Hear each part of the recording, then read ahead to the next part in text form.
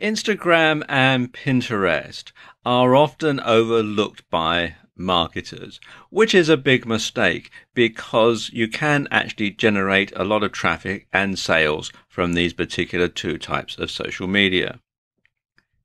Now, for the uninitiated, I better explain that Instagram and Pinterest are picture-based media.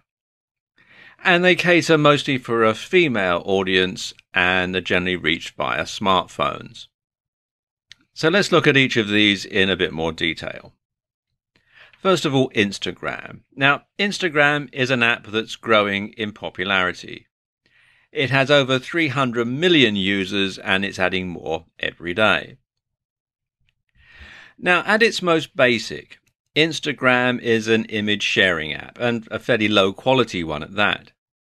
But that's not to say it can't form a key part of your social media strategy.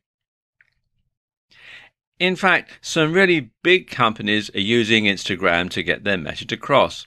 Companies like Sharpie, Starbucks and Target, to name but a few. And sports teams like the LA Clippers basketball team are heavy Instagram users too. And there are two good uses that you can put Instagram to. One is influencer marketing and the other is local marketing. Influencer marketing means you find someone who already has a large following on Instagram and has established themselves as an authority. And these people will have the ability to sway the opinions of a large group of followers, which of course is where you eventually want to be. So instead of spending months or years trying to reach this point, why not piggyback on the success of someone who's already got there? Or to put it another way, why not see if you can't get someone to post on your behalf to their audience? Of course, there needs to be something in it for them, and this could mean that you pay them, you promote them on another social media in exchange for them promoting you, something like an ad swap, but on social media rather than email. Or you could just try targeting influential members of the public and hope that they'll like your brand enough to do it for free, although that doesn't happen very often, if I'm honest. Likewise, when you've built up a large Instagram following, you can offer to post for other people in your niche in return for them posting for you in another media, so you can spread your net a bit wider. Instagram is also great for local audiences. And this is because the pictures have an optional location tag, which you can use to help users geolocate your bricks and mortar store. And this can be very useful for drumming up business. So say, for example, you have a hairdresser's or a salon. You could ask your clients if you could take a photo of them with their new hairdo and post that on Instagram. And ask them to do the same if they have an Instagram account. So you're going to spread the word out to all their friends and followers. Now, Instagram is a perfect match for Twitter, as the two sites use the same type of hashtag. And it's easy to link an Instagram photo into a tweet. Then let's talk about Pinterest, because Pinterest is slightly different. It's still based around pictures, but they use it in slightly different ways.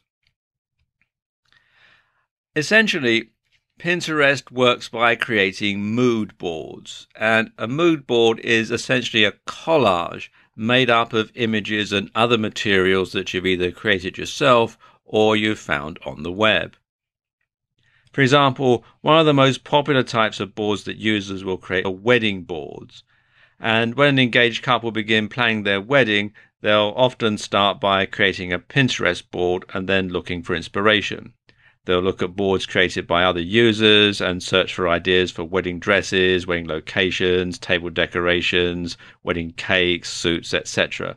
Or they may create separate boards for each of those things. And there are many ways that Pinterest gets used by marketers. For example, you could showcase a new web design or app UI. You could have ideas for interior design. You can put together inspirational images to get people to keep fit if you're in the fitness niche. You could have things like moves or goal physiques, etc. You can keep customers updated with your brand in a more visual way. You could perhaps, if you have a clothing site, you could have fashion and outfit ideas. If you're a tattoo artist, you could showcase tattoo ideas and much more.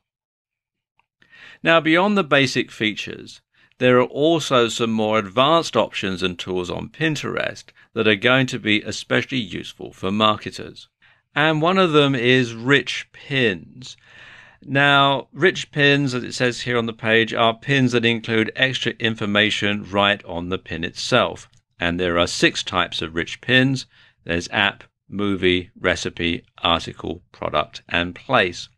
And if you come here to this page, business.pinterest.com/en/rich-pins, you can see it explains all about them, and you can click the links to get more information in detail on all of them.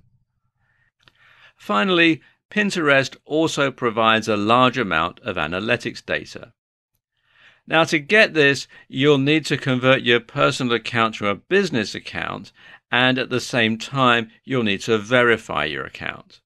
From there, you'll be able to see what pins are getting pinned from your website or your blog. This in turn lets you see which content is really performing well and engaging your audience. And there are other advantages of making this switch too.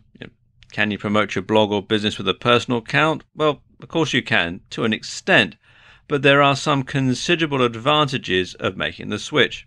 To start with, Pinterest actually requires you to make your Pinterest account a business one if you intend on using it for profit.